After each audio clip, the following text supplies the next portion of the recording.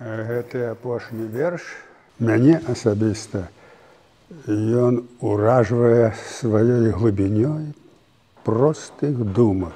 Я паехаў у Ялту і уявіў тую сітуацыю, калі Максім адзін памірае.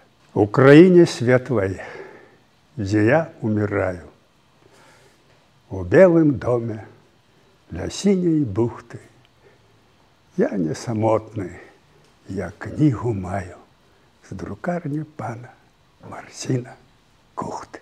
Апошняе слово. І от гэта адна кніга, якую ён выдаў, якую напісаў, зрабілі яго вялікім на ўсю гісторыю. Ён вялікі для ўсяго чалавецтва. Ён перакладзены на шмат моў. У зборніках перліны сусветнай лірыкі заўсёды ёсць Максім Балданович.